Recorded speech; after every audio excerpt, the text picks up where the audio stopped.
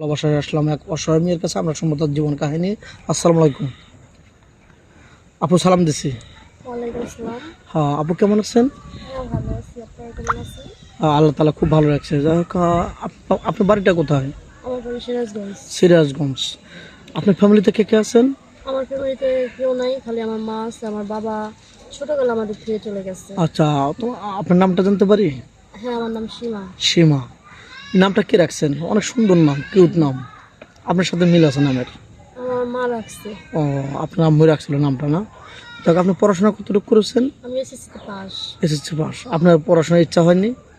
হ্যাঁ, কিভাবে হয়েছিল, কিন্তু আমাদের তো আর্থিক অনেক সমস্যার জন্য সমস্যা, তার পড়াশোনা জন্য হয় নাই। মানে ইয়া পারিনি। ও যে মানে ইচ্ছা ছিল কলেজে ভর্তি হবেন, কিন্তু হ্যাঁ, পারেন না কিন্তু টাকার পারিনি অভাবে। টাকার জন্য।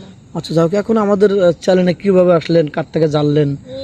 ওইখানে আমার এক বান্ধবী ছিল, পরে বান্ধবীর কাছে গেছিলাম, বান্ধবী পরিচয় দিছে, আপনার কথা বলছে, পরে এই যে আপনার কাছে আসি। অনেক সুন্দর, খুবই ভালো লাগলো। যাই হোক, আপনার বান্ধবী সুখী হয়েছে, ওটা শুনে আপনি বা ওটা দেখে আপনি আসছেন, আগ্রহ যাচ্ছে মনের থেকে। আপনি কি মুসলমান না? হ্যাঁ, আমি মুসলমান। নামাজ কালাম তো পড়া হয়। হ্যাঁ। দেখেন, এক কথায় গোবরে পদ্ম ফুল, অনেক কিউট, অনেক সুন্দর একটা ভদ্র মেয়ে। উচ্চতা মনে হয় 5 ফিট 4 ইঞ্চি হবে, তাই না?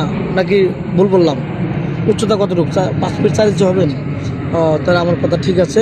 উচ্চতা 5 ফিট 4 ইঞ্চি, খুবই ভালো মনের মানুষ। বাড়ি সিরাজগঞ্জ। আমাদের ক্যামেরার সামনে আসছে, আমরা যতটুকু পারি খুঁটিনাটি তুলে ধরবো। তো যাই হোক, আপনি কী ধরনের স্বামী চাচ্ছেন? আমি মানে আমাকে যেভাবে হোক, মানে মানে খায়া পয়রা বাঁচতে পারলেই হয়েছে আমার।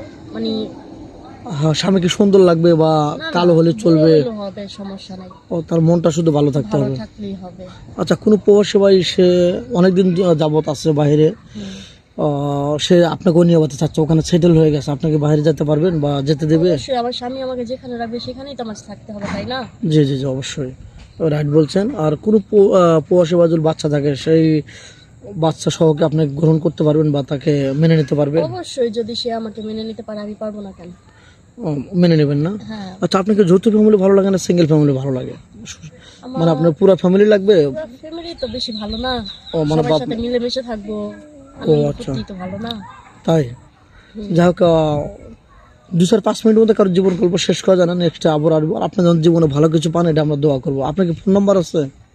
না, আমার ফোন নাম্বার নেই। আপনি এখনো ফোন কেনেননি? না, আমি এখনো ফোন কিনি। কেন? একটা ফোন কিনলে তো পারতেন, প্রবাসী ভাইরা কথা বলতে পারতো।